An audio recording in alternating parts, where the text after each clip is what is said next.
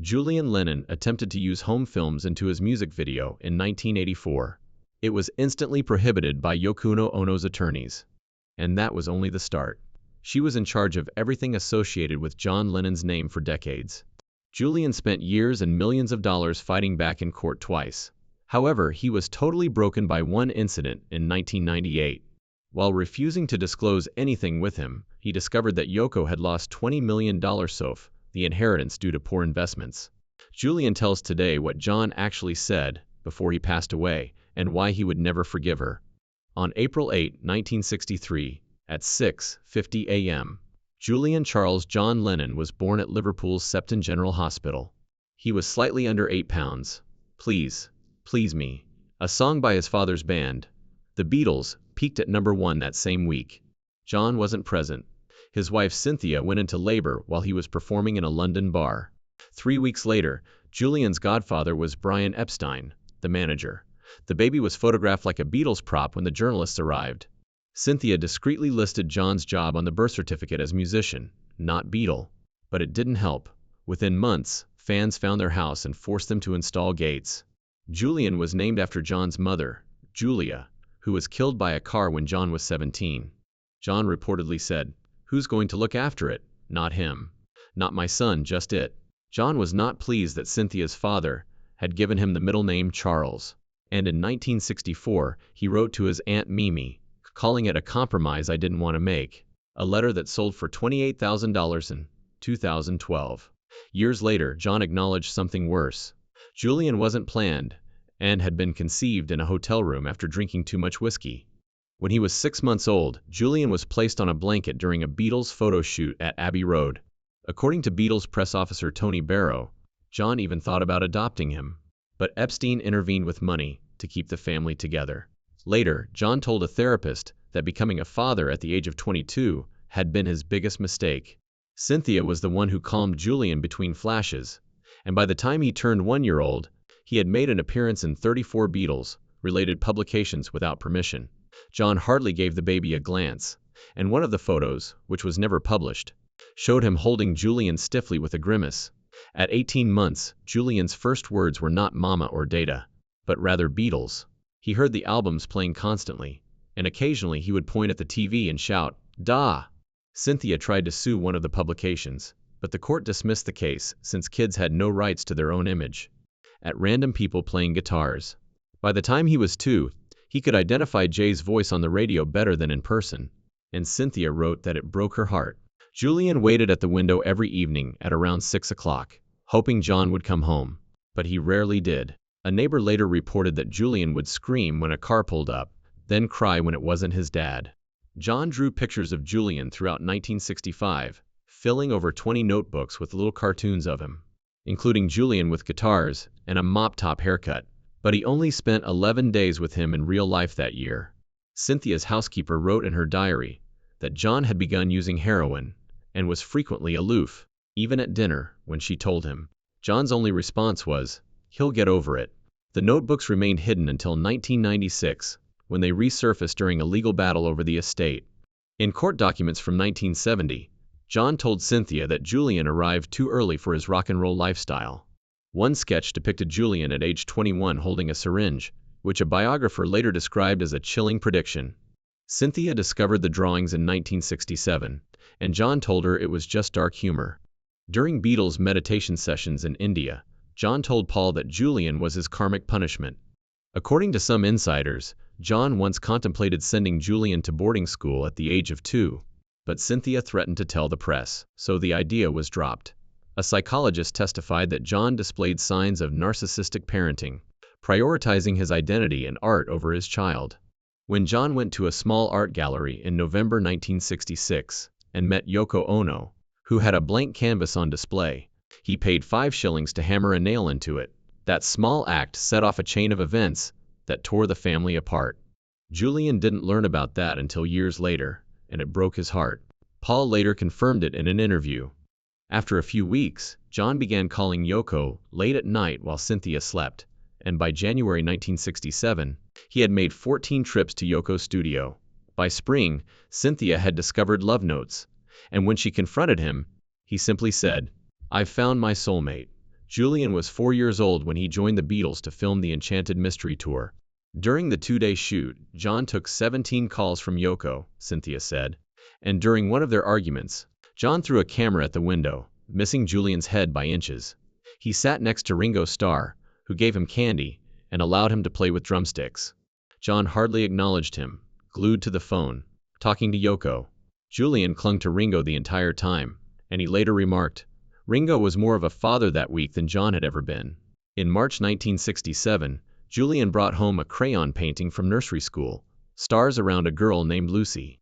One crew member recalled John telling Cynthia, "She understands me better than you ever will." When John asked Julian what it was, Julian replied, "It's Lucy in the Sky with Diamonds." That night, John wrote one of the Beatles' most well-known songs. But when reporters asked him about the title, John leaned into the drug rumors and denied his son's inspiration, only revealing the truth to Julian years later when he read a fan magazine. John once said in an interview, "My son doesn't understand what I created from his childish scribble." Decades later, the girl from the painting confirmed it, but John never acknowledged her. In November 1968, John filed for divorce, citing irretrievable breakdown in the court documents. But the true reason was Yoko. Cynthia's attorneys were able to secure a $100,000 settlement and $2,400 annually in child support, which was a small portion of Jay's millions. John's counsel claimed that he wanted little contact with Julian, and Julian saw John only twice during the 6-week process, once during a custody dispute when John broke a guitar, and again during 30 supervised minutes at Christmas, while Yoko waited outside in the Rolls-Royce. On April 8, 1969, Julian's 6th birthday, John was in Montreal with Yoko staging a bed-in for peace.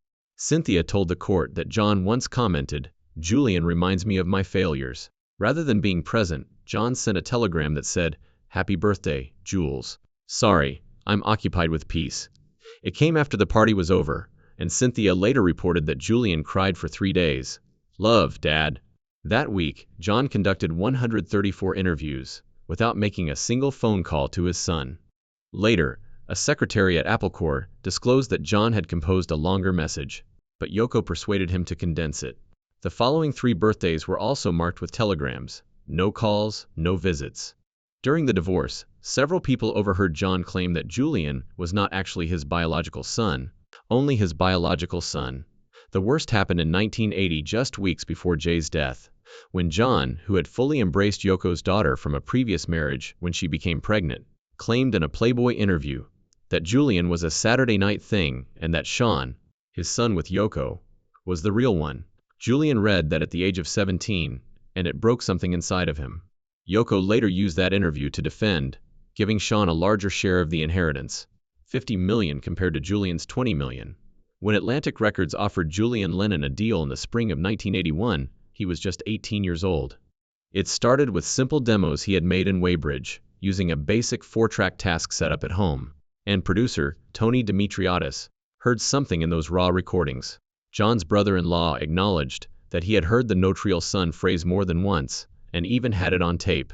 The song Valet came from a quiet place, his mother Cynthia's country cottage, where Julian had sought refuge after the murder of his father, John Lennon.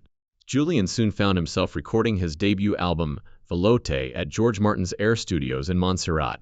The sessions were expensive, costing $400,000, and the production was grand, with a 12-member gospel choir aiming for that rich, full sound Phil Spector made famous. The lyrics describe that loneliness. Producer Phil Rohn forced him to record 47 vocal takes of the title track, and at one point, the memory of John's scathing criticism brought Julian to tears. The album took 8 months to mix, and Julian personally checked and authorized 156 modifications.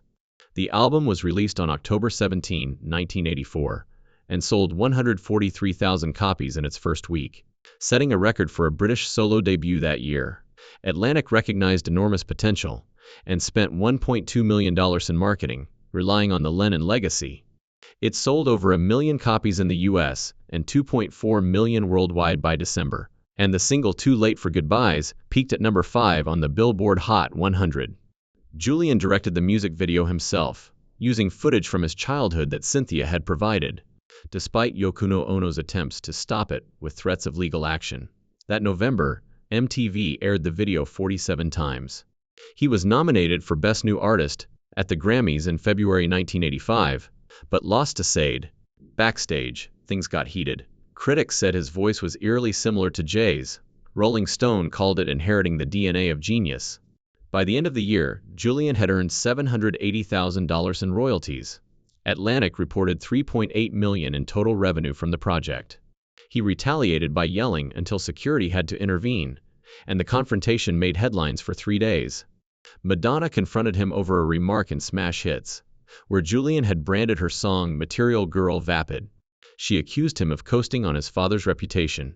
Julian's loss prompted rumors of an industry backlash against the Lennon name, despite the fact that his album sold 340,000 more copies in the US than Sade's. In April 1985, Julian began his North American tour in Boston, where tickets sold out in just 18 minutes. Over the next 2 months, he performed 38 shows in 32 cities, earning $2.1 million in ticket sales. His tour manager later acknowledged that Julian was smoking 2 packs a day and drinking whiskey before shows, and that he was having difficulty singing, like his father, night after night, after he lost his voice in Detroit on May 28. Doctors diagnosed him with acute laryngitis, and 11 shows were canceled, including one at Madison Square Garden, resulting in $670,000 in refunds.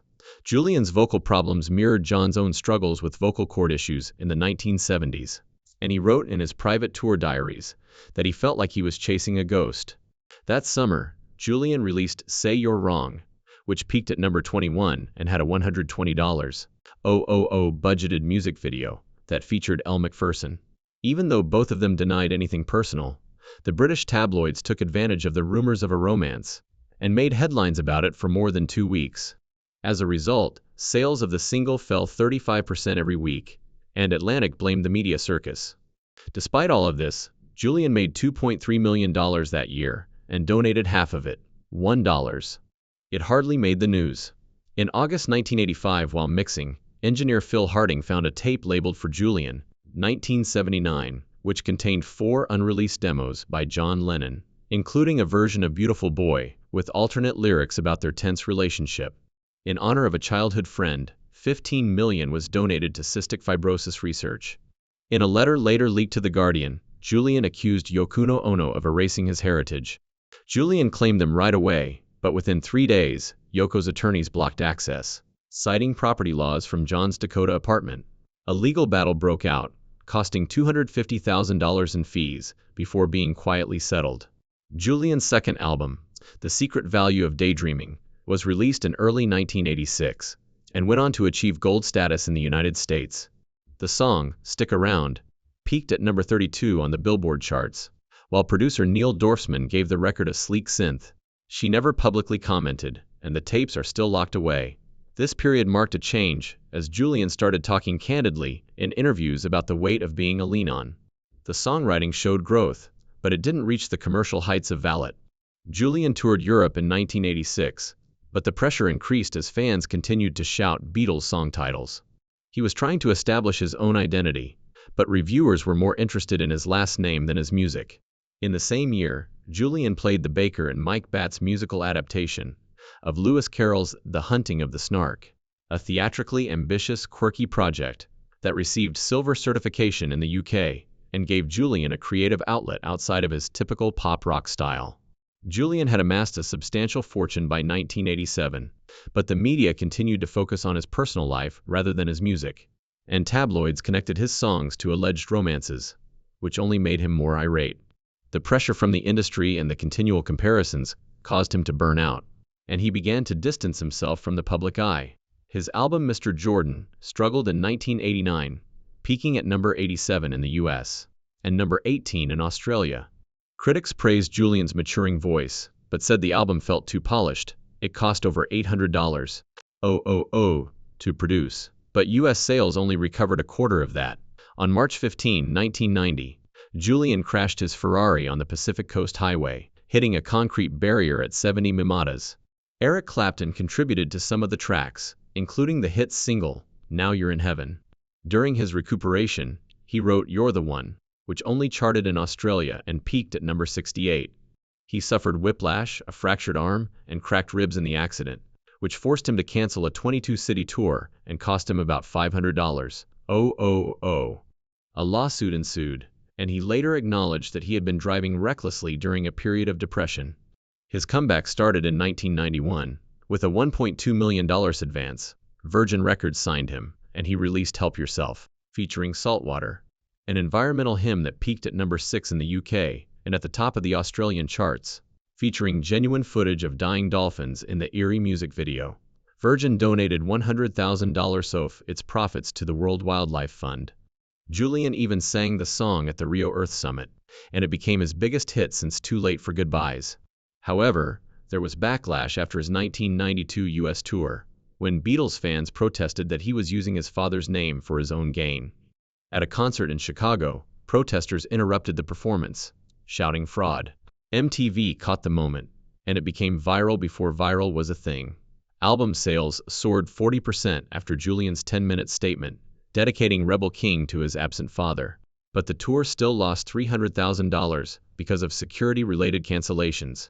Julian's drinking worsened during this period, and he later acknowledged that he was drinking a bottle of vodka every day. At about the same time, Julian got into a sour argument with Virgin over his experimental album, Photograph Smile, after the label rejected his jazz-influenced direction in favor of more mainstream pop. After crashing his Porsche into a yacht club fence in Monaco, in June 1994, he was arrested for DUI, with a blood alcohol content of 0.1%. He spent 8 weeks in a Swiss rehab center, got sober, but continued to drift professionally. The album wasn't released until 1998. He had sued Yoko Ono for $10 million in 1991, and Julian had only been left a $250. Trust by John's will. After 18 months of legal wrangling, they reached an out-of-court settlement for an estimated $20 million and some of Jay's personal belongings, including his guitar and original Hey Jude lyrics. His half-brother, Sean Lennon, inherited an estate worth hundreds of millions, while Julian received nothing from either John's solo works or Hey Jude, including songs that sampled Julian's childhood voice. Julian's biggest turning point in his life came when he was nominated for an Oscar in 1995 for Cole's song, which he wrote for Mr. Holland's Opus. The film's theme resonated with him because he had left music school in 1982 to tour with his band, and he sat next to Cynthia at the Oscars, and they discussed how John had also left art school. 3 years later, on July 12, 1998, Julian discovered a dead albatross, tangled in plastic on an Australian beach, and it haunted him. Using the proceeds from his song, I Don't Want to Know, he established the White Feather Foundation, which was named after a story John had told him that he would send a white feather as a sign if he ever died. Later that year, his second lawsuit against Yoko exposed even more. The foundation's first action was planting 10,000 trees. Forensic accountants demonstrated how Yoko sold Jay's original real estate for speculative deals, and court documents revealed that she had lost $20 million in dairy farm investments.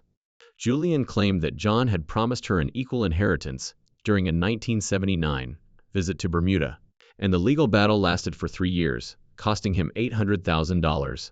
In 1998, they reached a settlement for $5 million, a small portion of the estate. The portrait grin sessions were packed with therapy, medication, and sadness. Julian's team even had records of John expressing guilt about abandoning his first son. One song, Day After Day, was recorded on the anniversary of John's murder, referencing the shooting time of 10:50 p.m. The label fired him after the album failed, selling only 18,000 copies despite hiring a top producer and recording at Abbey Road. Julian made the odd decision to work with a rapper named Bald on a song called All Alone in 1998, but it failed, selling only 2,400 copies. At the same time, he had a disastrous blind date with Naomi Campbell, who allegedly told him, "You're not John Lennon." The tabloids had a field day. These personal wounds played out publicly when leaked emails from Yoko surfaced during the legal mess, calling Julian ungrateful. In response, he released old letters from John, full of regret, one of which even called Julian my biggest failure. Another leaked cassette showed John telling Phil Spector that paying for Julian felt like a guilt tax. After the stories went viral, Julian's foundation donations grew, but his relationships with Yoko and Sean never recovered, and they didn't talk for years. The letters and tapes sold for $48,000 at auction in 2003. After 1998, Julian Lennon quietly stepped away from the spotlight as he began to feel drawn to something else that didn't require loud stages or crowds. Slowly, photography drew him in. Everything changed when he brought his camera on a tour with his younger half-brother Sean in 2007. It wasn't the first time the world had become more accessible to him in that way. Julian had been touring Down Under in 1991, when the song had dominated the Australian charts for a month, back when he was in his saltwater days. There he met the Ming, a deeply rooted indigenous tribe, and their elders in Adelaide gave him a white swan feather and asked him to help tell their story. A very personal moment for Julian, who had once heard his father, John Lennon, say that if Julian ever saw a white feather, it meant that everything would be all right. He spent the next 5 to 10 years, intermittently, documenting indigenous lives and stories with his camera. By 2006, he had co-produced and narrated a documentary titled Whale Dreamers, which followed the Ming tribe and their spiritual connection to whales. But it wasn't just about them. That moment in Australia felt like the sign. The project transcended national boundaries, bringing together 80 indigenous elders from around the globe to discuss how they had been disregarded, mistreated, murdered, and deprived of their land. The editing process was challenging because Julian was in Europe and the editor was in Byron Bay, Australia, and cooperation was excruciatingly slow due to the internet at the time. But they persisted. Julian didn't keep the money. Instead, he sent it back to the communities whose stories had filled the screen.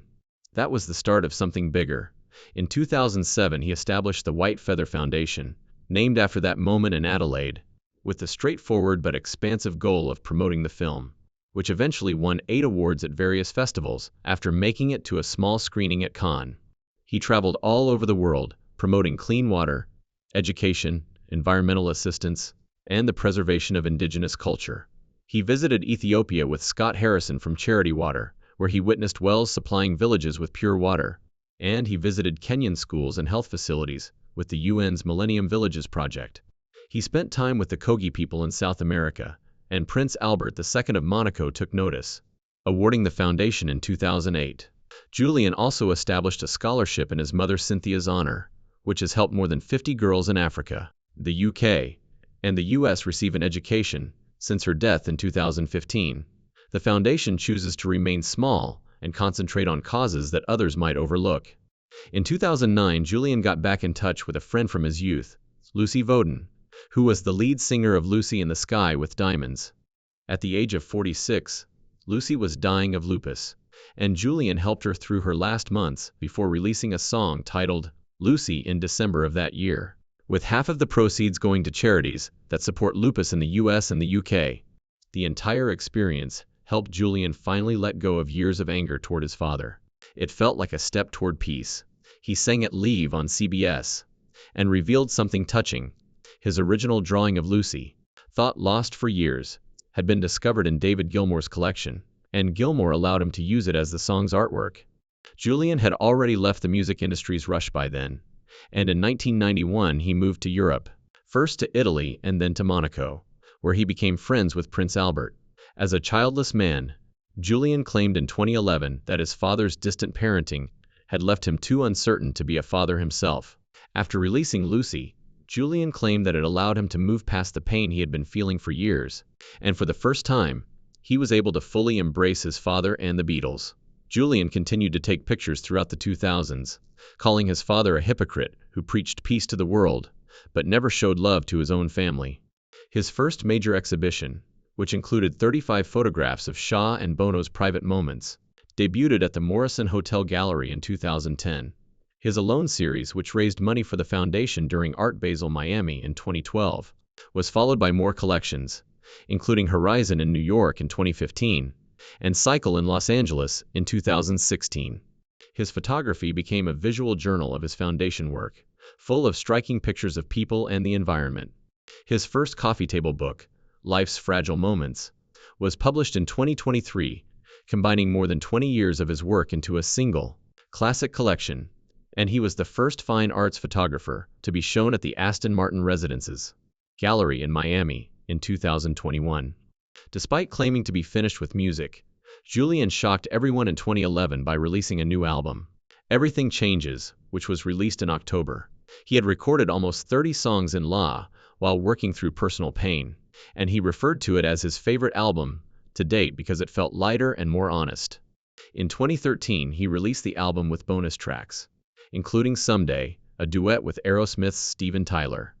In just a few days, Tyler and Lennon wrote a song that referenced lyrics from Baby, You're a Rich Man, and raised money for children's charities. Julian returned to his old hit, Saltwater, in 2016 to commemorate 25 years of environmental activism, releasing a new version with a hand-drawn animated video and the same message. When the world shut down during the COVID-19 pandemic, Julian found himself rediscovering music once more. He and Justin Clayton combed through old demos, some of which were surprisingly good. The remix brought the song to streaming platforms and younger listeners. The message remained the same, but the world had changed. His seventh studio album, Jude, was released on September 9, 2022, a clear reference to the Beatles song Paul McCartney wrote for him when he was 5 years old, and his father had just moved out. In 2021, he also collaborated with guitarist Nuno Betancourt to release a haunting cover of Radiohead's Karma Police. Julian felt ready for more at the age of 57.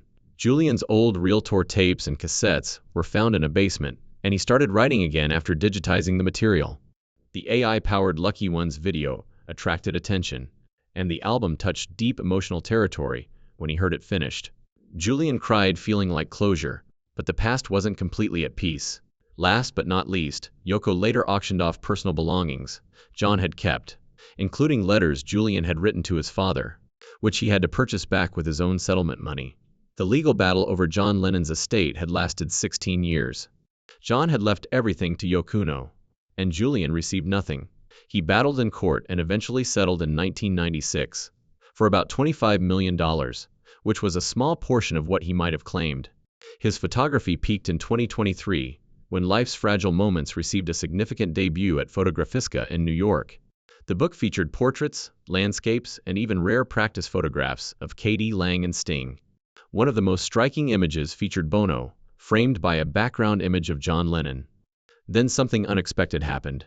By 2025, Julian's Touch, the Earth children's book series, had evolved into an animated series called Love the Earth, which debuted at SXSW London, with top-notch animation and sound design, and a cast that included Sadie Frost, Deepak Chopra, and King Charles himself, who attended the launch.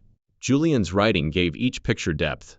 In that same year, Julian had another exhibition in New York called Reminiscence, which featured personal, urgent, and emotional photographs that focused once more on the planet and how humans are tied to it.